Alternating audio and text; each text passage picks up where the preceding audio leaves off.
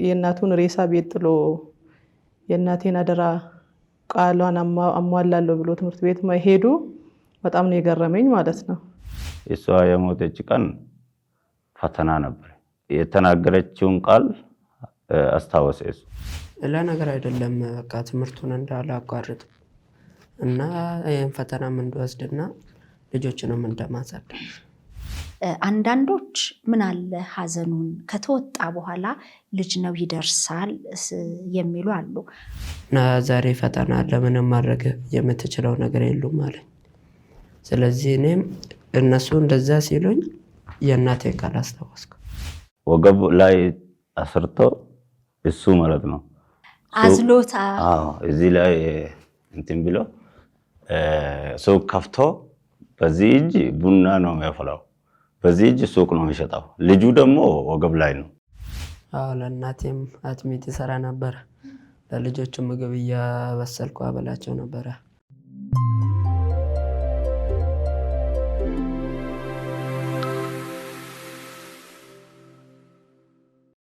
እንኳን ደህና መጣችሁ። እንኳን ቆየሽ። ካሊድዬ እንዴት ነህ? ሰላም ነው። ደህና ነህ? አለሁ። በረታ? እግዚአብሔር ያበርታህ። የካሊድ ጉዳይ እንግዲህ ሰሞኑን በጣም ልብ በሚነካ መልኩ ቃል ለመጠበቅ ያደረገው ነገር እንግዲህ የመላው ኢትዮጵያውያንን ልብ ነክቷል። እንግዲህ መረጃውን የተመለከተ በአጠቃላይና መጀመሪያ ይህንን ጉዳይ ያወጣው ማን ነው? ይህንን ወደ ህዝብ ያደረሰው ማን ነው? እኔ ምስራት ተማም ይባላለሁ። የካጣፎ ክፍለ ከተማ የመንግስት ኮሚኒኬሽን ጽህፈት ቤት ኃላፊ ነኝ። በተጨማሪም ደግሞ የካሊድ ጎረቤት ነኝ እና ካሊድ የልጄም ጓደኛ ነው፣ የመጀመሪያ ልጄ እና መጀመሪያ ማን ነው ይሄን ነገር ሶሻል ሚዲያ ላይ የለቀቀው ላልሽው እኔ ነኝ። እንዴት መሰለሽ ጉዳዩ ከተፈጸመ በኋላ ማለት ነው የዛኑ ቀን የለቅሶ ቀን ጎረቤቴም ስለሆነ ካሊድ በጣም በቃ ጉዳዩ ማሳዘነኝና ሬሳውን የእናቱን ሬሳ ቤት ጥሎ የእናቴን አደራ ቃሏን አሟላለሁ ብሎ ትምህርት ቤት መሄዱ በጣም ነው የገረመኝ ማለት ነው። ከዛ እንደዚህ ሶሻል ሚዲያ ላይ ታዋቂ ይሆናል ብዬም አላሰብኩኝም። መጀመሪያ በራሴ ፔጅ ነበር የለቀኩት በፌስቡክ በግሌ ማለት ነው። ወደ 10,000 ፎሎወርስ አለኝ። ብዙም ፎሎወርስ የለኝም፣ ግን ከዛን ተቀባበሉት በጣም ኦኬ። እንደዚህ ከሆነ ብዬ እንደ ኮሚኒኬሽንም ደግሞ ፔጅ ስላለን ከትምህርት ቢሮ ኃላፊ ጋር ተነጋግረን ይሄ ነገር ቢለቀቅስ የኮሚኒኬሽን ፔጅ ላይ የሚለውን አወራንና ከዛ መለቀቅ አለበት አሉኝ። ወዲያውኑ በቃ እዛ ጋር የጻፍኩትን ራሱ በግሌ የለቀኩትን ማለት ነው በእኛ ክፍለ ከተማ ኮሚኒኬሽን በእኛ ፔጅ ለቀኩኝ። ከዛ ሁሉም ተቀባበለው። መጀመሪያ ላይ ጉርሻ ፔጅ ነው መሰለኝ የወሰደው፣ እንደ ኤፍቢ ያየሁት የሱ ላይ ነበረ። በውስጥም እየጠየቀኝ ነበረ፣ ሙሉ መረጃ ከኔ እየወሰደ ነበረ፣ ሲፖስት ነበረ። ከዛ ሌሎችም ከሱ እየተቀባበሉ እንደ ሀገር አልፎም እንደ ዓለም ቫይራል ወጣና ታዋቂ ሆነ ማለት ነው። እንዲህ አይነት ከባድ ሐዘን እናትን ማጣት እጅግ ከባድ ነው። በዛ ውስጥ ደግሞ ቃል ለመጠበቅ መወሰኑ አንዳንዶች ምን አለ ሐዘኑን ከተወጣ በኋላ ልጅ ነው ይደርሳል የሚሉ አሉ። አንዳንዶች ደግሞ በዚህን ያህል ደረጃ ሐዘኑን ተቋቁሞ ለፈተና መቀመጡ እንዴት አይነት አስተዋይ ቢሆን ነው፣ ብልህነት ነው፣ ወይም ደግሞ እንዴት ተቀበለው የሚል የተለያዩ ሐሳቦች አሉ። እንግዲህ ካሊድ አሁን እዚህ መካከላችን አለ ኡስታዝም አሉ። እስቲ ራስዎትን አስተዋውቁልኝ። እንደውም እኔም ስሜ አብዱልሐኪም ቃሲም ይባላል። የካሊድ እናት ጎረቤትና እዛ ያለው ቤተ እምነት አሰጋጅ ነኝ። ከመጀመሪያ ወደ 2010 ዓመተ ምህረት እንደ ኢትዮጵያ አቆጣጠር ማለት ነው ከጅጅጋ ወደ ጣፎ የመጣን ነበር።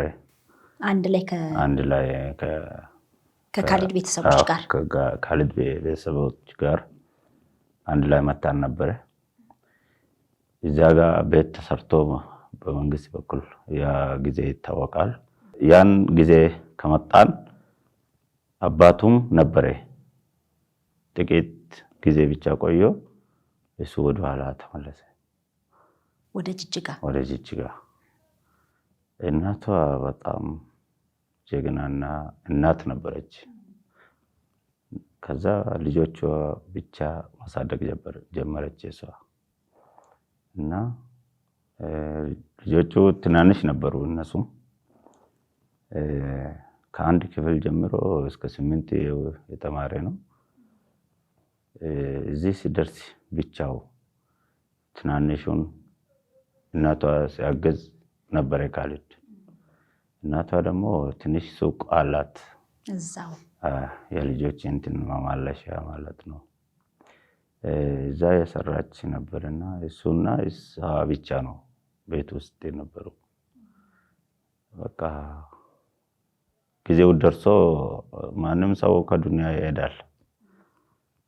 እሱ ግን በተለያየ መልክ ነው የሚሆነው። እሷ ህመም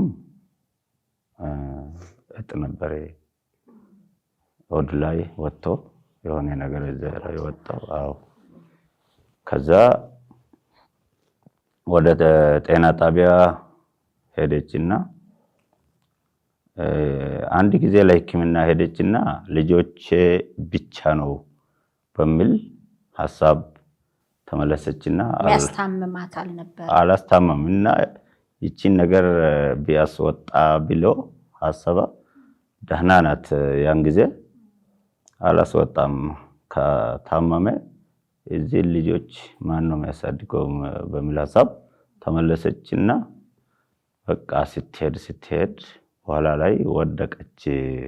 የሆነ ጉድጓድ አለ ዲሽ ውሃ መቅጃ ነበር ቤት ፊት ለፊት ማለት ነው። እሱ ላይ ወደቀ። ሽክም እንትን አለ ኩድራ ላዩ ላይ አለ። ዝናብ ነበረና ተንሸራቶ ወደቀች። ከዛ ህመም ጀመረ አመማት። ከዛ ወደ ጤና ጣቢያ ወስደን ሬፈር ተደርጎ ምኒልክ ሆስፒታል ገብታ ተኝታ ሰርጀሪ ተደርጓል። ከዛ በኋላ አልተነሳም ማለት ነው። እናቷ አልተነሳምና በቃ እሷም አሁን ወደ 4 ወራት ነው መሰለኝና አልጋ ላይ ከዋሉ። አዎ ጾም ውስጥ ነበረ። ረመዳን ባለፈው ረመዳን ውስጥ ነበርና አሁን ወደ 4 ወራት ነው መሰለኝ። ከዛ ጀምሮ አልተነሳችም። በቃ እሷም ታወቀችና በቃ እንትን ጀመረች። ለልጁም ለኛም ቃል እንትን ማለት ጀመረች። ትምህርት እንዳያቋርጡ በምንም አይነት ሁኔታ ውስጥ በህይወት ያለችው ነገረችው ቃል ለእናንተም ነግረው ነበር? አዎ ነግረናል። ትምህርቱም ጭምር ልጆቹም ትናንሹም እዚህ ልጅ ለቤተሰብ እንትን መስተዳደር አልበቃምና እናንተ ጋር ሀደራ ብያለሁ ማለት ጀመረች። በቃ በህይወት ካለች ማለት ነው። ከዛ ጀምሮ በቃ እስካሁን እስከምትያልፍ በህይወት ብትያልፍ ድረስ በቃ ሀደራ ያለች። የአጋጣሚ የእሷ የሞተች ቀን ፈተና ነበር ጠዋቱ ማለት ነው። እሱም ሁላ የተናገረችውን ቃል አስታወሰ። እሱ እኛ አልታወስንም እንኳን እሱ ግን አልረሳም። እሱ አልረሳም። ካሊድዬ ምን ነበር ያሉሽ እናት? ለነገር አይደለም በቃ ትምህርቱን እንዳላቋርጥ እና ይሄን ፈተናም እንድወስድና ልጆችንም እንደማሳደግ አንተን የቤቱ መጀመሪያ ማሳደግ እንዳለብኝ ይሄን ነው ያለች። ታናናሽ ወንድሞች አሉ? አሉኛ። የስንት ዓመት? አንዱ 10 ዓመት ነው መጥቶ ነበር። አንዱ እሱ ነው። አንዱ ደግሞ 6 ዓመቱ ነው። ትምህርትስ ላይ አሁን በዛ ሰዓት በጣም ከባድ ነው፣ ግን አንተ ፈተናውን አልረሳህም። እንዴት ነው ወደ አይምሮህ የመጣው? የዛን ቀንም ወደ አእምሮዬ እንደመጣ ልጆቹም እኔም ፍለጋ መጥተው ነበር አብረን ሄደን እንድንፈተን ጓደኞቼ ማለት ነው። ከዛ በኋላ እነሱም ዛሬ ፈተና ለምንም ማድረግ የምትችለው ነገር የሉም አለኝ። ስለዚህ እኔም እነሱ እንደዛ ሲሉኝ የእናቴን ቃል አስታወስኩ። ከዛ በኋላ ፊቴን ታጥቤ ዩኒፎርም ራሱ አልለበስኩም፣ በሆነ ልብስ ነው ያልኩት። ከዛ በኋላ እጄ እንደዛ ተፈተንኩ የመጀመሪያውን ፈተና። አለ ዩኒፎርም አስገቡ ወይስ ነገርካቸው? አስገቡኝ። ከኔ ጋር 2 ሰዎች ሄዱ። እነሱ ሲነግራቸው ጎረቤቶች እነሱ ሲነግሩት በቃ ምንም ነገር አላሉኝም። ገብቼ ተፈተንኩ። በቃ ልክ እንደተፈተንኩ ሁለተኛው ፈተና ሳይደርስ በፊት ወደ ቀብር ስነ ስርዓት ሄደን በቃ ቀብሩን አስፈጽመን ተመለስኩና የሁለተኛውን ፈተናም ወሰድኩ። ወስጄ ከዛ በኋላ ተመለስኩ። አልከበደህም? ምንም አልከበደኝ። በስነ ስርዓት ሰራ? አዎ ሰራሁት። በትምህርት መግፋት ነው የምትፈልገው? አዎ። እንዴት ነው አሁን ታናናሾችህ የምታሳድገው? ታናናሾቼ ድሮ እናቴ ትንሽ የሰው ነበረን፣ በዛ ነበረ የምታስተዳድረን። አሁን ገና ሁኔታው አልተታወቀም፣ ግን ለአሁኑ ብዙ ሰዎች እያገዙን ነው። እነሱንም እናመሰግናለን ማለት እፈልጋለሁ። እውነት ነው። እንግዲህ ሁላችንንም ልብን የነካው ይሄ ነገር ቀላል ነገር አይደለምና ፊትህን ታጥበህ ሄደህ ፈተና ሰርተህ የእናትህን ቀብር አስፈጽመህ እንደገና ፈተና ላይ መቀመጥ በጣም ከባድ ነው። እንዴት አያችሁት እናንተ? የነበረው ነገር እንዴት ነበር? በቃ እንደዚህ አይነት ሁኔታ ይመጣል ብለን እኛ አላሰብንም። ግን በቃ ፈተናውን እንኳን ገባ። አንድ እናቷ በህይወት ካለፈች አልተመለሰም። በቃ ፈተና መግባቱ ዋና ትልቅ የእናቷን ቃል ማክበር አንድ ነገር ነው ብለን እኛ አሰብንና ቅድም እንዳሉት ኮሚኒኬሽን ላይ ነበርችና እንደውም ጎረቤት ነው። በቃ በእነሱ በኩል ደግሞ እሷን ጭምር ኃላፊ ያለ ቢሮ ትምህርት ቤት ቢሮ እነሱን ጨምር በቃ መጥቶ እኛ ጋር መጥቶ መስራ በቃ ለዚህ ልጆች ሰዎች ይረዱዋልና ይከፈት አካውንት ይከፈት ብሎ በዚህ ሁኔታ ነው ጀመርን። እኛ እናቷን በስነ ስርዓት እዛ ያሉት ህብረተሰብ በጣም ነው የምናመሰግነውና ከህይወቱ ያለችውን ጊዜ ጀምሮ እስከ መቃብር ስነ ስርዓት በኪሳቸው አውጥቶ እንደ አንድ ምንም የሌለ ሰው ሳይሆን እንደ አንድ ባለ ሀብት ስነ ስርዓቱን ይቀበር ብለን ቀብሩም አሳምረን ኢዳም ነበርና እሱ ኢዳምን ተከፍለን ጨረስን ስንል ነገሩ ትልቅ ሆነ መጣ። በቃ እንደ ሀገር ማለት ነው። በቃ ይሄ እድል ነው ብለን በቃ ከምስራ ጋር ተወያየን። ኮሚቴ ተቋቋመን እንደ ሰፈሩ ማለት ነው። ሸማግሌዎች አለ፣ እንደ ሃይማኖት አባቶች እኛ አለ፣ ብዙ ሰው አለ።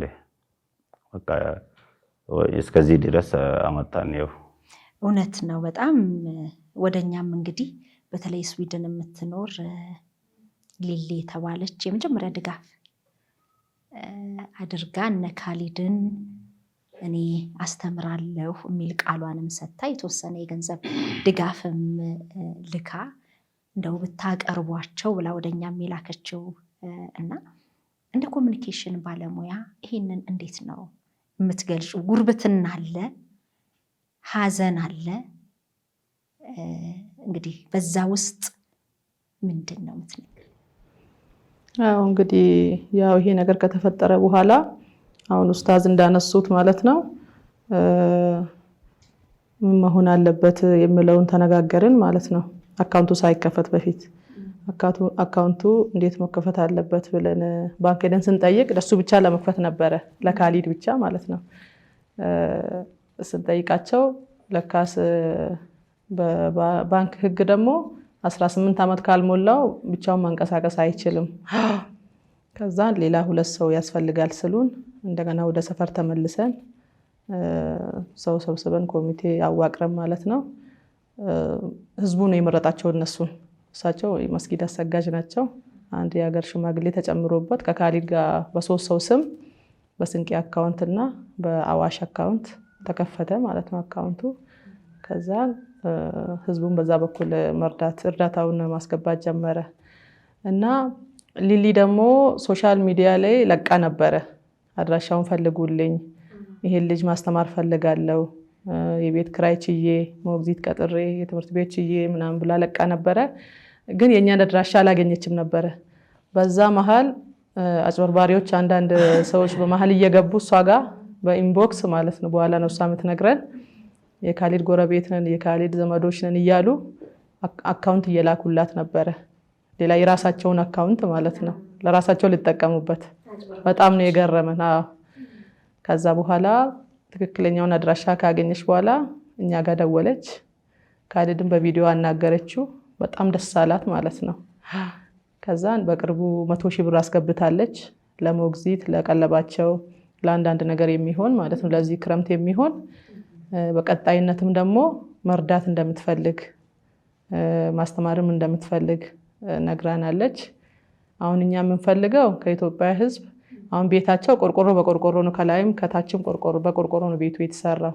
ያኔ ከሶማሌ ለተፈናቀሉት የተሰራ ቤት ተመሳሳይ ነው ሁሉም ቤት እዛ አካባቢ ቆርቆሮ በቆርቆሮ ነው የተሰራው ማለት ነው። አሁን ደግሞ ጊዜው ክረምት ነው።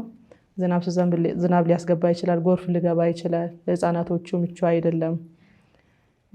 ለካሊድ ደግሞ አንዳንድ ሰዎች እየደወሉ ከሀገር ውስጥም ከውጭም ማለት ነው እናስተምራለን እንወስዳለን የሚሉ አሉ ማለት ነው። ካሊድ ግን ወንድሞቼን ጥያቸው አልሄድም፣ የእናቴ አደራ አለብኝ። ስለዚህ የሚረዱኝ ሰዎች እዚሁ ባለንበት ቤታችንም ተስተካክሎልን ጥሩ ትምህርት ቤት ገብተን እዚሁ መማር እንፈልጋለን ነው ያለው። ፍላጎቱም እንደዛ ነው። በኋላ ሊያነሳ ይችላል። ሊሊም ያን ሀሳብ ነው የምትደግፈው። እንደነገረችን እስከ መጨረሻው አስተምረዋለሁ ብላለች። ይሄን ይመስላል ማለት ነው። የተለያዩ ሌሎች ሰዎችም እንደጎበኙት እንዳገኙት ሰምቻለሁ አይደለ? ካሊድ ግን የእናቴ አደራ አለብኝ፣ ታናናሾቼን ትቼ የትም አልሄድም ብሏል። ካሊድ አደራን እንዴት አወክ? እስቲ አደራ ምንድን ነው ላንተ? ከአደራ ማለት ለእኔ ትልቅ ነገር ነው። እናትህ ደግሞ አደራ ብለዋል። እስቲ እናትህን ግለጽልኝ። እንዴት አይነት ሰው ናቸው? እናት ለእኔም ለልጆቻችንም በጣም ጥሩ እናት ናት። እናም በቃ በጣም ታታሪም እናት ናት። ነፍሷም ወጥቷል በቃ። ስለዚህ እኔ ሌላ ነገር ሳይሆን ቤታችንም ምስራ እንደነገረችን ቆርቆሮ በቆርቆሮ የተሰራ ነው። ቤታችንም ተሻሽሎልን እዚሁ ብንኖር ከወንድሞቼ ጋር ብዬ እመርጣለሁ። ምን መሆን ነው የምትፈልገው ወደፊት ትልቅ ስትሆን? ህልምህ ምንድን ነው? ህልሜ ዶክተር ነው። ዶክተር መሆን። ይሳካልሃል፣ በርታ። እሺ። አሁን በማን ነው የተከፈተው? በሁለት ሰው ያላችሁኝ? በሶስት። አንድ እሳቸው ናቸው፣ አንድ ሰፈር አሉ፣ ሶስተኛ እሱ ነው። በሶስቱ ነው የተከፈተው። ስለዚህ ይህንን ፕሮግራም የሚከታተሉ ካሊድ እና ታናናሾቹን ማገዝ የሚፈልጉ አስተያየት መስጫው ላይ ፒን እናደርጋለን። ይህን ትክክለኛውን አካውንት ፒን እናደርጋለን። ነገ ትልቅ ደረጃ ደርሶ አደራውን ተወጥቶ እንደምናየው ተስፋ እናደርጋለን። በሆነው በተፈጠረው ነገር በጣም አዝነናል። ባይሆን ግጥጥሞሹ ወይም ደግሞ ከፈተና ጋር መግጠሙ እጅግ ከባድ ቢሆንም ግን ተወጥቶታል። እንግዲህ እግዚአብሔር አሁን የሚያበርታው ነው የምለው። በመጨረሻ ኡስታዝ ማለት የሚፈልጉት ነገር ካለ? እኔ ማለት የሚፈልጉ ካሊድን ለመርዳት የሚፈልጉት አካሎች በመንግስት በኩልም ቢሆን በግለሰብ ባለሀብትም ቢሆን ለካሊድና ወንድሞች ቤት መኖሪያ ቤት ያስፈልጋል። አሁን ያለው ቤት ቆርቆሮ በቆርቆሮ ነው። በጣም ይበርዳል ማታ። ለነሱ አሁን ቤት መኖሪያ ቤት ያስፈልጋል፣ ሱቅም ያስፈልጋል። ለምን እነዚህ ልጆች ከዚህ በኋላ አባቱ አጠገብ የለም። እናቷ ቅድም የትለፋ እናቷ ሞተች። ተስፋ የለም። እከሌ ነው የሚረዳን የሚለው ተስፋ የሚያደርጉት የለም ከዚህ ህብረተሰብ ውጭ ማለት ነው። ስለዚህ አቅም ያሉት እንደ ኢትዮጵያ መላው ህብረተሰቦች እኔ የሚሉት እነዚህ ልጆች ቀናቸው ዛሬ ብቻ ነው፣ ነገ ሊረሳ ይችላል። አሁን ለነሱ አሁን የሚገባው አንድ ቤት መኖሪያ ቤትም ቢሆን ሱቅ የሆነ ሱቅም ቢሆን ዘላቂ መኖሪያና ዘላቂ ድጋፍ እንዲሆን ይደረግ ማለት ፈልጋለሁ እኔ በበኩሌ ማለት ነው። እና አካውንት ደግሞ የጋራ እሱና ወንድሞች ጋራ አካውንት ልንከፍት ኢንሻአላህ ለወደፊት ማለት ነው። ንግድ ባንክ እያሉ ነበር ብዙ ሰዎች በኮሜንት ንግድ ባንክ ክፈቱ እያሉ ነበር። ግን ንግድ ባንክ ላይ እምቢ አሉን። እሱ እድሜ ስለማይበቃ እምቢ አሉን። እነዚህ ሁለቱ ሲንቄና ሐዋሽ ደግሞ ድጋፍ ደብዳቤ ተጽፈን ጠይቀን እሺ አሉን። አሁን ደግሞ ኦፍ አካውንት ልንከፍት ነው ኢንሻአላህ። አላህ ካለ ኦፍ አካውንት በእሱና በሁለቱ ልጆች ስም ልከፍት ነው። እዛ ላይም ከፈለጉ ማለት ነው ሰዎች በሚችሉት ድጋፍ እንዲያደርጉ ነው የሚጠይቀው። ድጋፍ የተደረጉ እስካሁን ድረስ በጣም ነው የምናመሰግነው።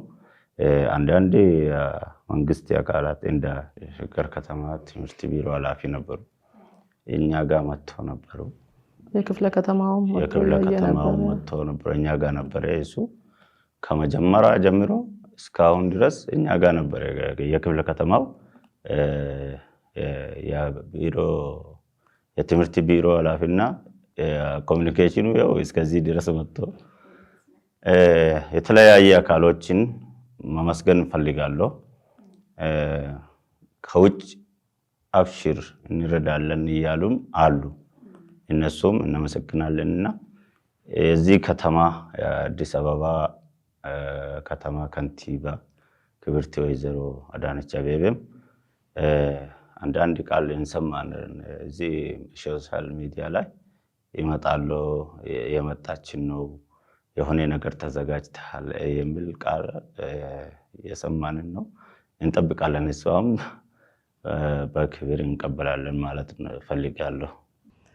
ምን እላለሁ እኔ እንደ ክፍለ ከተማችንም የክፍለ ከተማችን አስተዳደር እና የሸገር ከተማ ከንቲባ አንድ ላይ ተነጋግረው የሆነ ጥሩ ነገር እያመጡ ነው። ሰሞኑን ያው ካለቀ በኋላ ነገር ሸለሰል አጀንዳ ሆኗል የካሊድ ነገር ለማለት ነው። እንደኛ ከተማ ምዝም አልተባለም። የመስሪያ ቦታ እያመቻቹለት ነው፣ አሪፍ ቦታ ማለት ነው። ስለዚህ እሱ ነገርም ከተሳካ የሸገር ከተማ ከንቲባንና የካጣፎ ክፍለ ከተማ አስተዳደርን በደንብ አድርገን ነው የምናመሰግናቸው። እንግዲህ እኔ ለካሊድ ካሁን በኋላ ይሆናል ብዬ ማስበው ነገር ሌላ ቦታ ሄዶ መማር ሳይሆን ወንድሞቹን እያየ ወንድሞቹስ ማን አላቸው፣ እሷን እድል አግኝቶ ሊሄድ ይችላል። ብዙ እድሎችም እየመጡለት ነው። እሱ ቢሄድ አንደኛ በሙሉ ቀልቡ ላይማር ይችላል። እነዚህ ህፃናት እሱን ያሳደጋቸው ስለነሱ ሊያስብ ይችላል። ልጆቹም ደግሞ ያለሱ አይኖሩም። በአንድ በኩል እናታቸውን አጥተዋል። እዚህ ጋር አሁን እሱ ብቻ ነው ያለላቸው ማለት ነው። ካሊድ ከሄደ ሌላ ሁለተኛ ሀዘን ነው የሚሆንባቸው። ስለዚህ ይሄን ተረድታችሁ ካሊድ አሁን ባለበት በመኖሪያ ቤቱ እንድታግዙ ትላለው ማለት ነው። ትልቅ መልእክት ነው። ካሊድ ምግብ እያበሰልክ ታበላቸዋለህ፣ ትንከባከባቸዋለህ? ምን ትችላለህ? በቃ ከስጋ በስተቀር ሁሉንም ነገር ይችላል። ስጋማ ምን ይከብዳል? እሱም መስራት አልችልም። አንተ ነህ የምትሰራው? አዎ ለእናቴም አጥሚት ይሰራ ነበር። ለልጆቹ ምግብ እያበሰልኩ አበላቸው ነበረ። በቃ አሁን ሳይሆን ድሮም እንከባከባቸው ነበር ከበፊቱም ጀምሮ። ሙያም ከእናቴ ነው ተማርኩት። የቤቱ የመጀመሪያ ልጅ ስለሆንክ ኃላፊነቱም አንተ ላይ ነው። ምግብም ሁሉንም ነገር አሁን አጋጣሚ የእሱ ነገር እሷ እናቱ አንድ ከተማ እኛ ከተማ ገበያ አለ ለገዳዲ የምትባል ገበያ አለ እና ከዛ እቃ እሑድ ስትያመጣ ማለት ነው። አሁን የ6 ዓመቱ ልጅ ህፃን ነበር። ወገብ ላይ አስርቶ እሱ ማለት ነው አዝሎታ እዚህ ላይ እንትን ብሎ ሱቅ ከፍቶ በዚህ እጅ ቡና ነው የሚያፈላው፣ በዚህ እጅ ሱቅ ነው የሚሸጠው። ልጁ ደግሞ ወገብ ላይ ነው። እንደዛ ያሳለፉ ነበር እናቷ ጋር። እናቷ ስትመጣ ማለት እፎይ ብላ ተቀምጣ ቡና መጣ። ትልቅ ኃላፊነት ነው። ወዲህ ልጅ እየተንከባከበ ወዲህ ሱቅ እየሸጠ ከዛ ደግሞ ለእናቱ ቡና ያፈላል። በእውነት በጣም የተባረክ ልጅ ነህ። በርታ። እሺ አይዞ፣ እግዚአብሔር ያበርታ። ሁሉ ነገር መልካም እንደሚሆን አምናለሁኝ። የሸገር ኢንፎ ሚዲያ ተከታታዮችም በሚችሉት ከዚህ ቤተሰብ ጎን እንደሚሆን አምናለሁ። እናንተንም በጣም ነው የምናመሰግነው። ጉርብትና፣ አብሮነት ምን ያህል ዋጋ እንዳለው ማሳያ ናችሁና ከዚህ በኋላም እንግዲህ ትልቅ ሰው መካሪ ያስፈልጋቸዋል። ገና ልጆች ናቸው። ከጎናቸው እንደማትለዩ አምናለሁ። በጣም አመሰግናለሁ። እግዚአብሔር ያክብርልኝ። ትክክለኛና ተአማኒ የሆኑ መረጃዎችን ወደ እናንተ ወደ ውድ የሸገር ኢንፎ ሚዲያ ተከታታዮች የምናቀርብበት ቻናላችን ሸገር ኢንፎ ነው። ታዲያ ሸገር ኢንፎን ሰብስክራይብ አድርገዋል? ቤተሰብ ይሁኑን። ለአብሮነታችሁ ከልብ እናመሰግናለን። ላይክ፣ ሼር በማድረግም ለሌሎች ያጋሩ። ሸገር ኢንፎ ሚዲያ